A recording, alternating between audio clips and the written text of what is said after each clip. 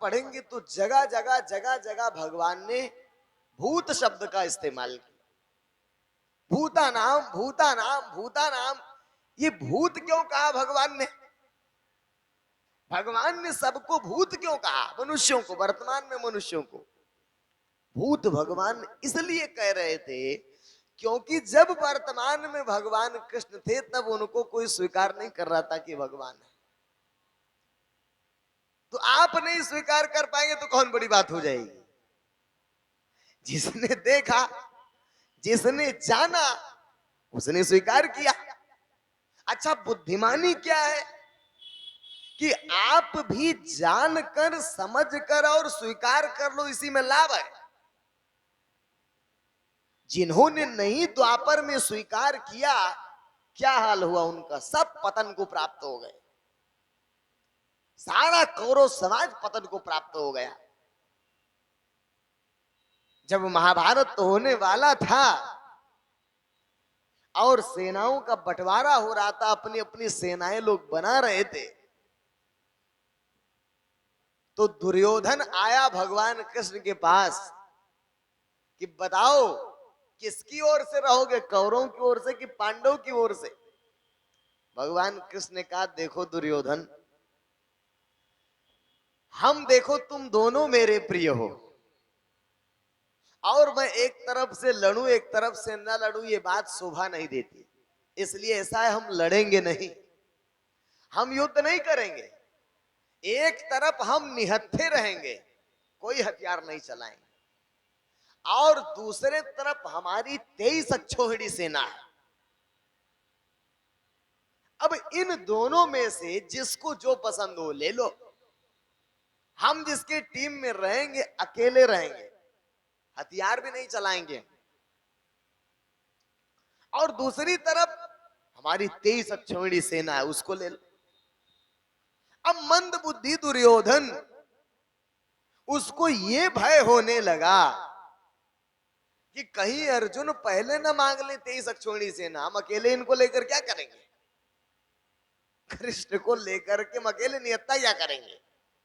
अरे 23 अक्षौहिणी सेना चाहिए हमको। और कहीं अर्जुन पहले 23 अक्षौहिणी सेना न मांग ले,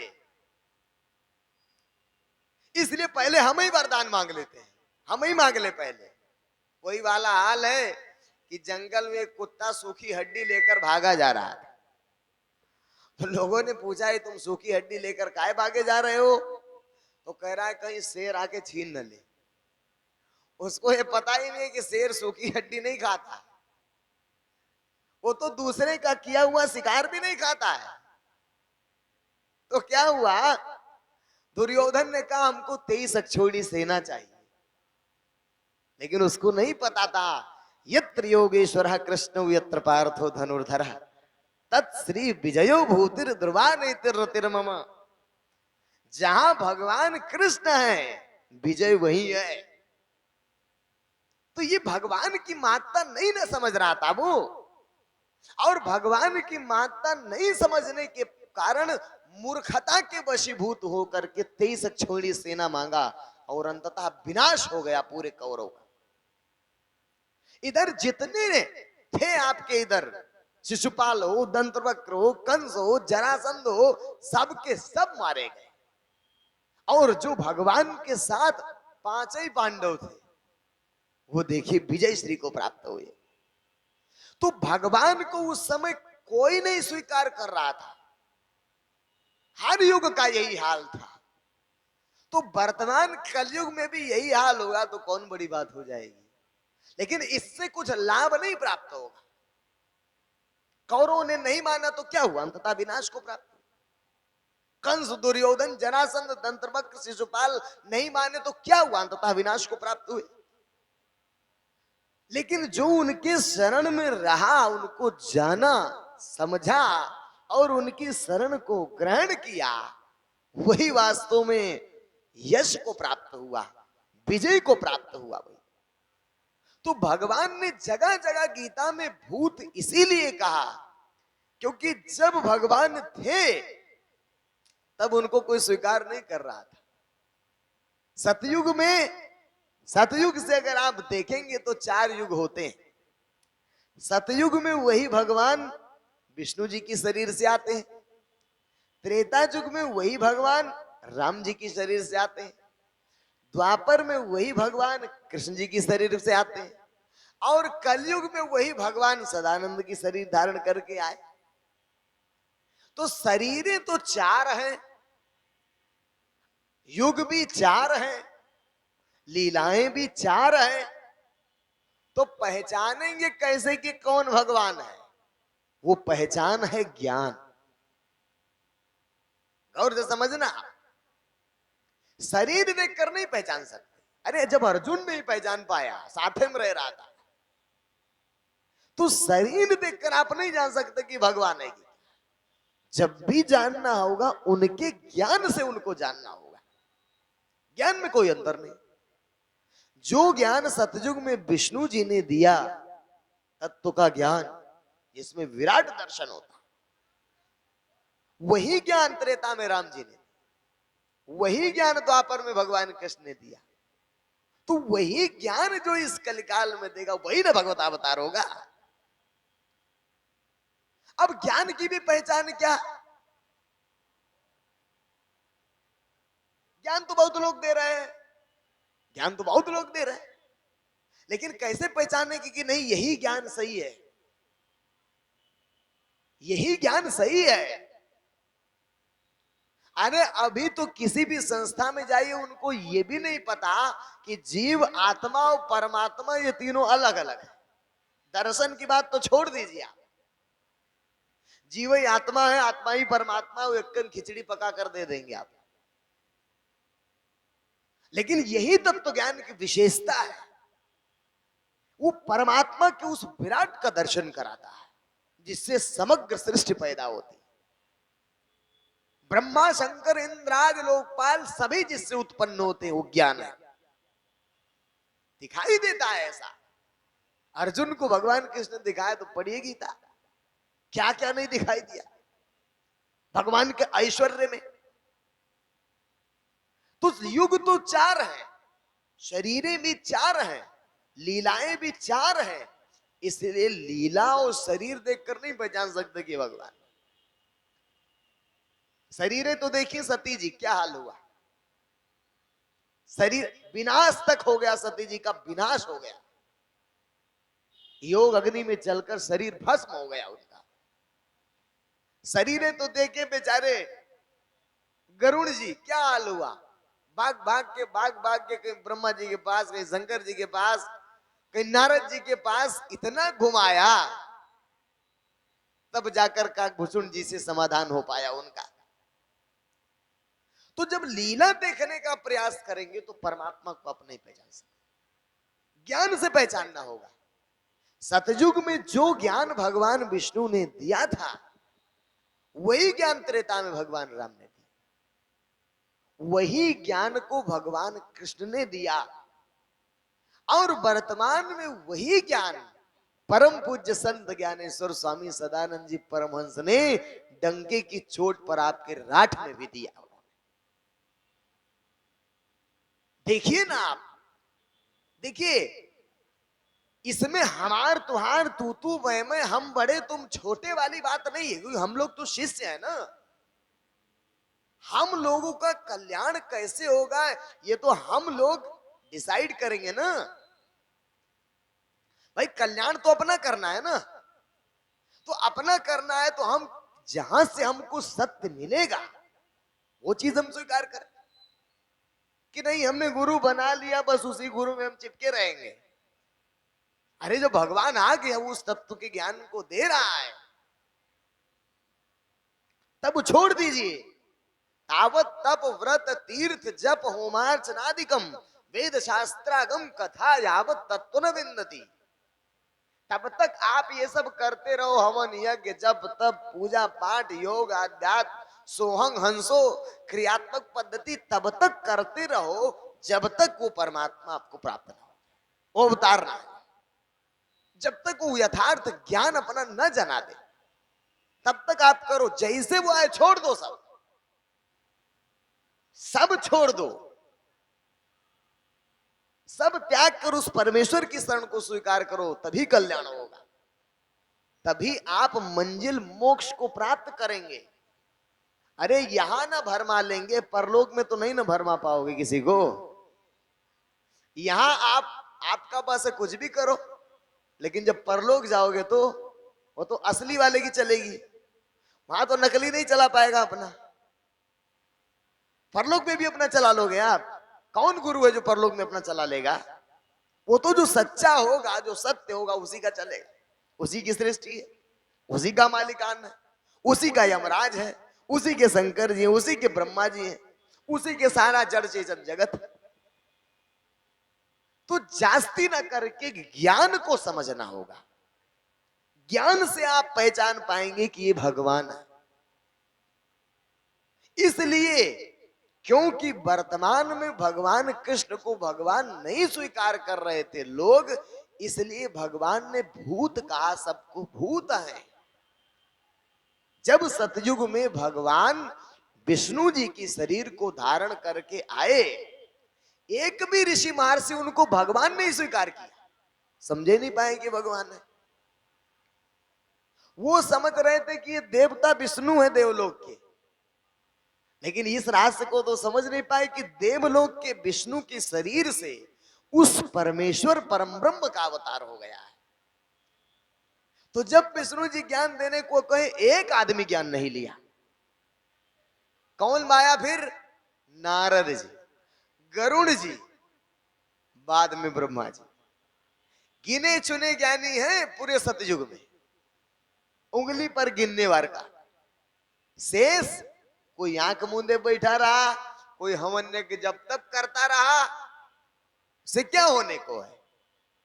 मोक्ष तो नहीं मिलेगा। उस अधिक से अधिक स्वर्ग चले जाओगे, स्वर्ग से फिर पतन होगा, फिर मृतलोक में आओगे, फिर 84 का चक्कर काटोगे।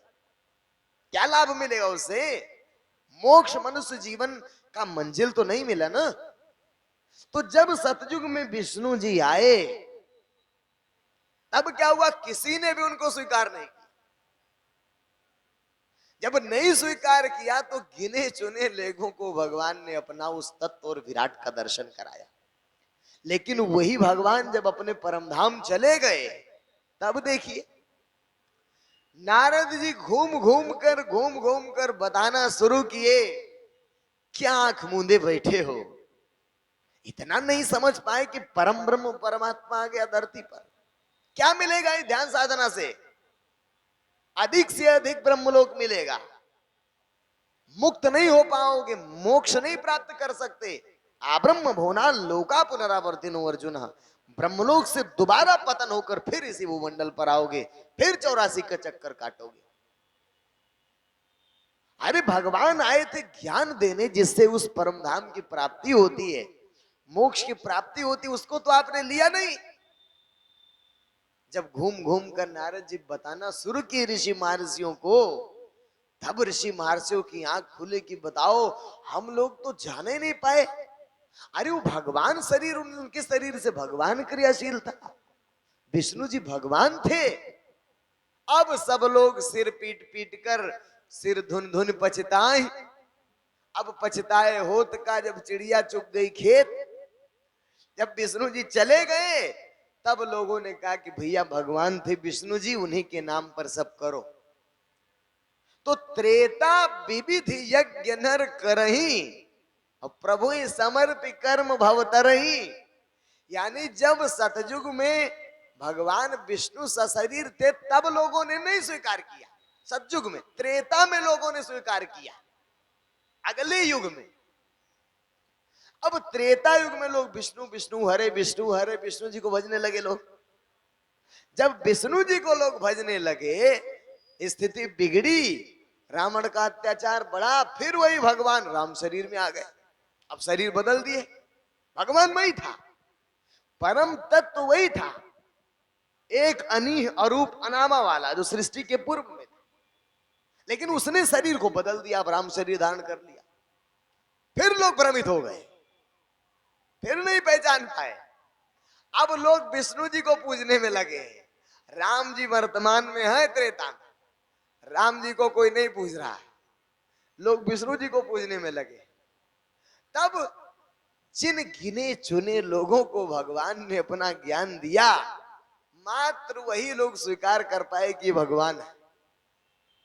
शबरी स्वीकार की, सुतीक्ष्ण स्वीकार किए, केवट स्वीकार किया, हनुमान जी इत्यादि लोगों ने, लक्ष्मण इत्यादि लोगों ने स्वीकार किया भगवान है।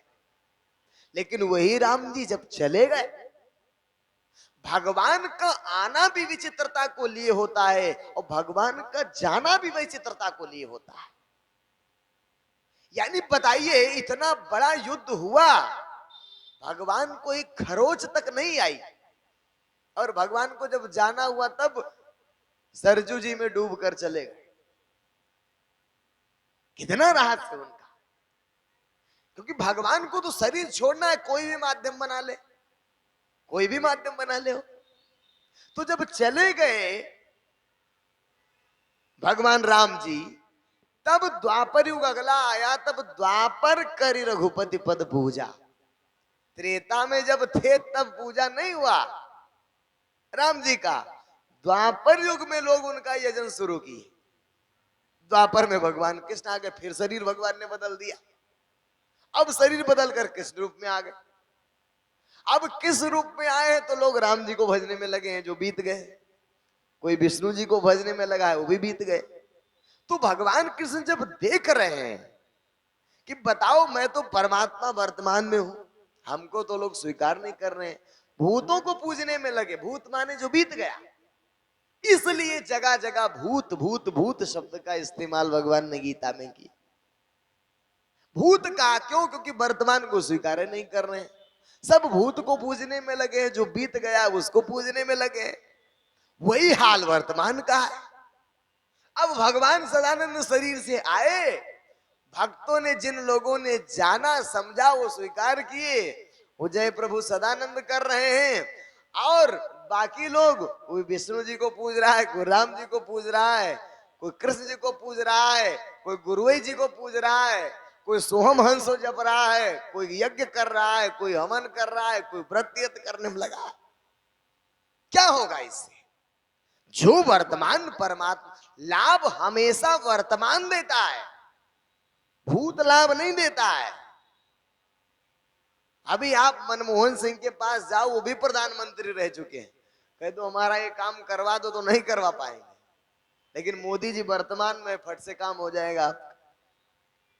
तो जब सतयुग में विष्णु जी आए, तो उनके भक्तों ने नारायण नारायण ही कहा और किसी को नहीं भजा।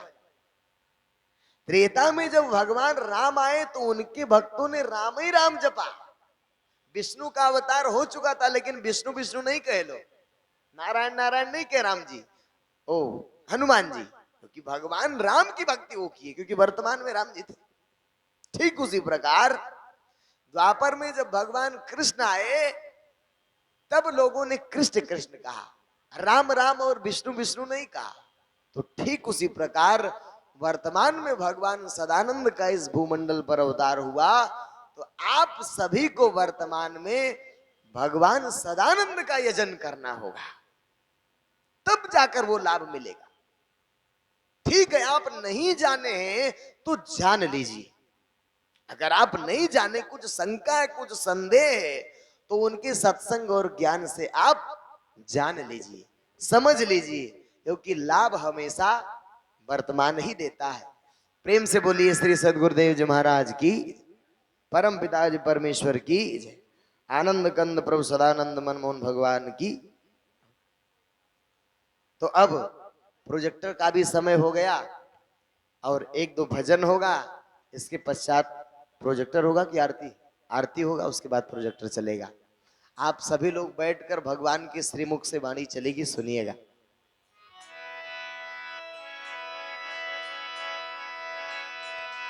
परम प्रभु की है वाणी